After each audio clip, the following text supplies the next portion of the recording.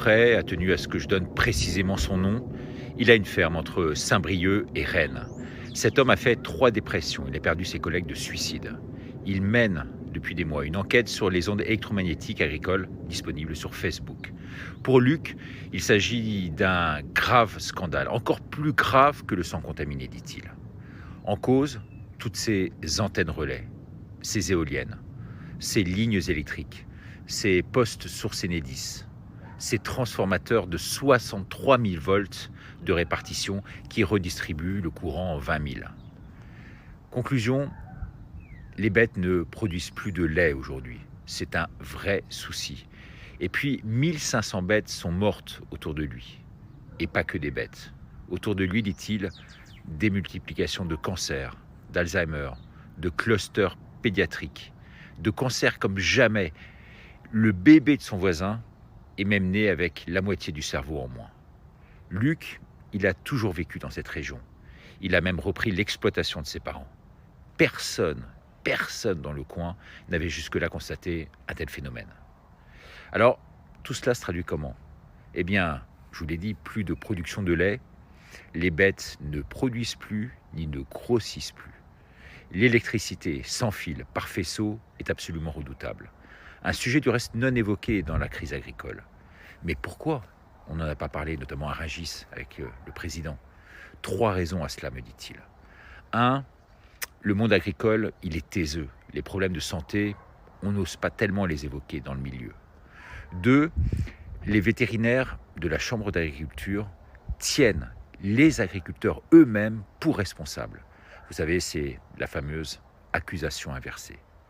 Alors, il a vu Marc Fesneau ou les représentants du ministère qui feignent d'écouter, mais qui renvoient aux calendes grecques absolument toute mesure aujourd'hui. Mais ce scandale électromagnétique commence à fuiter de partout. D'autres, comme Patrick Lenéché par exemple, et ses vaches, en sont victimes depuis longtemps. Il a témoigné dans la presse. 120 de ses bovins sont décédés sans raison apparente. Quand on se lève, dit-il, on ne savait pas ce qu'on allait trouver. Il observe également, cet homme, des phénomènes étranges, nouveaux chez les animaux. Par exemple, des veaux aveugles avec des trous dans les crânes, mal formés ou se cognant la tête dans les murs. Eh bien aujourd'hui, devant la puissance de la contestation, de la démultiplication des plaintes, un sondage a quand même été ordonné dans ce milieu agricole. Sondage pipé, bien sûr. Les pouvoirs publics s'étaient engagés à faire une étude auprès de 400 000 agriculteurs en France, mais 100 000 seulement auraient reçu le formulaire envoyé par les chambres d'agriculture.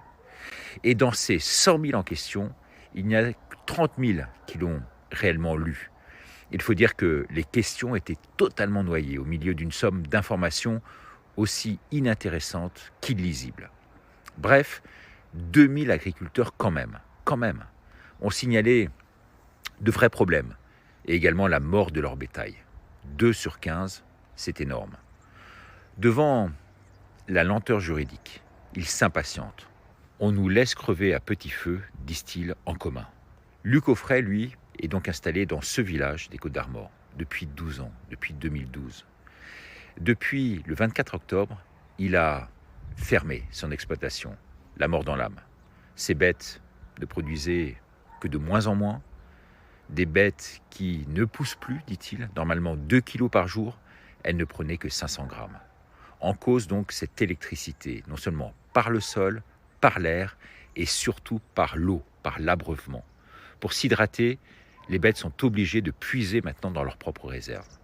134 bêtes, 134 oui, sont mortes en procédure, donc aujourd'hui contre Enedis, depuis 5 ans et demi. Il se bat bec et ongle. Il a monté sur Facebook cette page qui retrace son histoire. Il mérite vraiment que vous puissiez la relayer au max. Je dis bien au max.